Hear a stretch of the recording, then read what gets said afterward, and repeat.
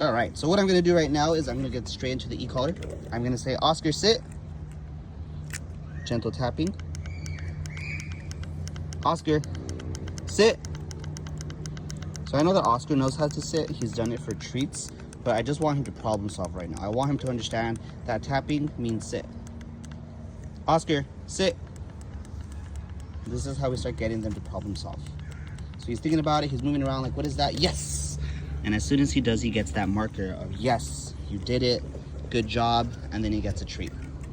And now what I'm gonna do is I'm just gonna move around Oscar just a little bit, get him to understand that he can't just break just because, I'm moving around. So right there, I'm tapping, tapping, tapping, tapping, up until the point that Oscar sits. Now again, he should feel just a light tapping sensation, so we're not gonna get anywhere too far today, but just that tapping sensation until he connects the dots. We have it again at a 5 out of 100, so very, very low for day 1, or day 2 technically. Oscar, sit. So I raise it up a little bit, I'm at a 9. Oscar, sit. So you just see me clicking. Again, shouldn't really see a physical response yet. Oscar. So it's a little bit hard to do. Sit. Typically I would pull his butt down just a little bit. Sit, Oscar. Yeah, good job, buddy. Good job. And we just repeat this process, but what ends up happening later is that we click and then they magically sit because they understand that there's treats at the end of it. And it's just a system that we're using so that we obligate the obedience, because at some point in the training, that tapping is gonna be more annoying. It's gonna be more of a thumping or a knocking sensation, and they don't wanna feel that. They wanna turn it off. And that's really the point that we wanna get them to, is understanding, how do we turn this annoying thing off? All right, so we've been a couple of minutes into the training. I think Oscar's starting to get it. Now we're here at an 8. Let's see how he does. It's right there, tapping, tapping.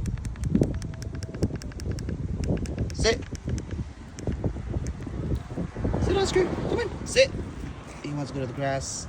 Okay, perfect. So typically I want him to sit where he was at originally. Before I turned the camera on, he was actually getting up and then sitting right back down as soon as he felt the tapping. Of course, when you put the camera on, they don't perform as well, but that's okay, we'll get there. Good job, buddy. Sit. So right there, I indicated, sit. I'm gonna pay him. Now, as we develop the training, I'm not gonna pay him just for sitting down.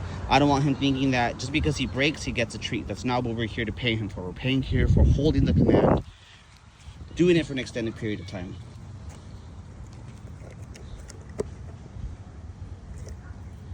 Yes, good job. And we want him to start understanding that a treat, a praise, doesn't mean that the command is over. There's really only over when we release. Now right here, there's a little bit of bribery going on. I can see that he's hyper-focused. We are gonna move away from the treats eventually, where the treats just come out every so often instead of every couple seconds, but we're just building up. We're really just assessing him to see where he's at. Break, good job, buddy. And now you can do whatever he wants. He's on free time. He can enjoy the grass and be a cute pup.